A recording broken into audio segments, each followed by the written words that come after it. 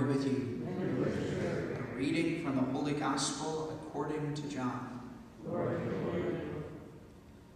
Thomas, called Didymus, one of the 12, was not with them when Jesus came. So the other disciples said to him, "We have seen the Lord." Thomas said to them, "Unless I see the mark of the nails in his hands, and put my finger into the nail marks, and put my hand into his side, I will not believe." Now a week later, his disciples were again inside, and Thomas was with them. Jesus came, although the doors were locked, and stood in their midst, and said, "Peace be with you."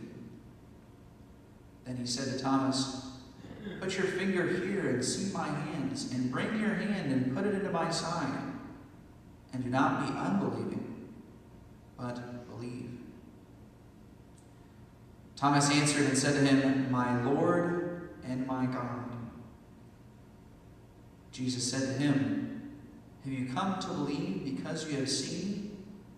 Blessed are those who have not seen and have believed."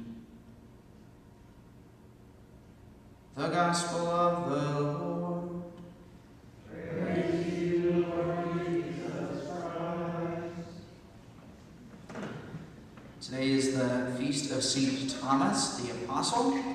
The first time I remember hearing about St. Thomas, I think I was in junior high, and this was back in the days. You guys know my brother is in seminary now, but for a long time he was very much a pagan and rebellious towards the church. And there was this movie that came out when I was in junior high. It's called Stigmata. I don't know if any of you have seen the movie, the Stigmata. It's not a story about Padre Pio or about St. Francis. It's basically a story about the corruption in the Catholic Church. Right? It's basically the drama of the movie. And so maybe if you're interested, you can go home and watch it sometime today. But anyway, my brother was really fascinated by this movie, and of course, it's kind of like the Da Vinci Code in similar ways. It just kind of has a lot of undertones about corruption in the church. And one of the opening scenes is it talks about how the church has hidden various hidden gospels, right? Such as the Gospel of Thomas. There's actually many gospels out there that are supposedly hidden by the church. You can find many of them at your local public library. It's not that they've been hidden. It's that the church recognizes that they are not books of the Bible. Right? And some people wonder, why did the church not include these in the Bible if they're written by these apostles?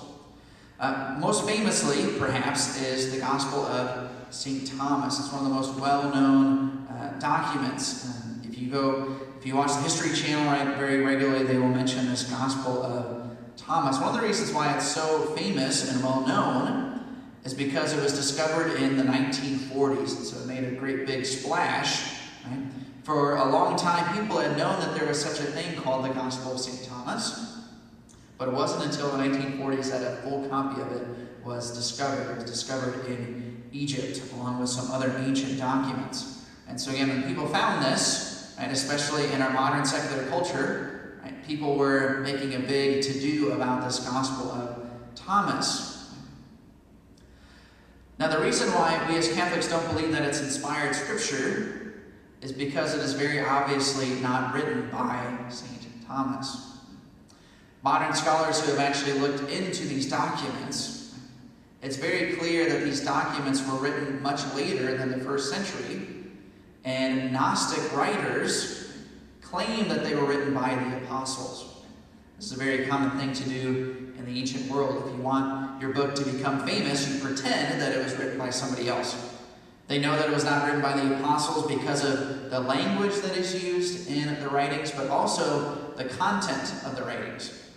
If you go and read the Gospel of Thomas, for example, you'll find at the end of the story about how St. Peter was telling Jesus that they needed to send Mary Magdalene away, not because she wasn't an apostle, but because she wasn't a man.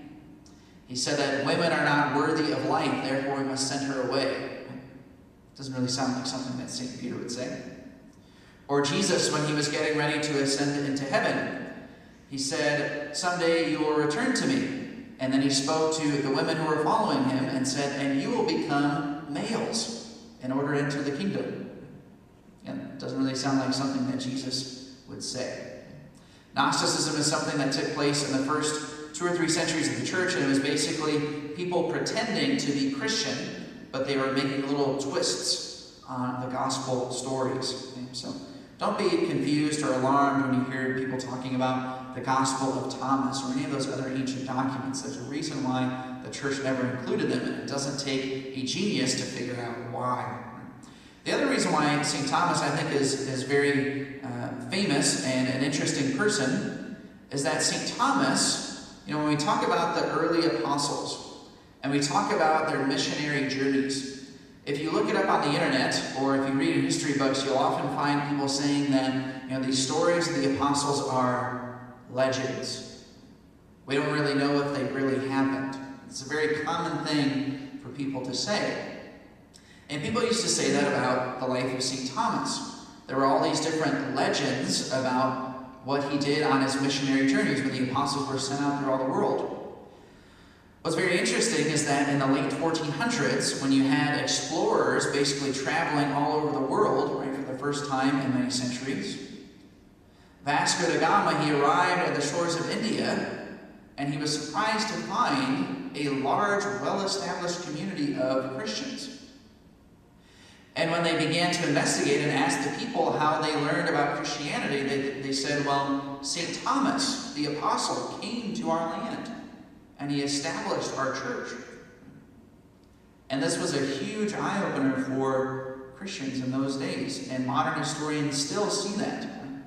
And so we should be skeptical to say that those stories of the early apostles are just legends.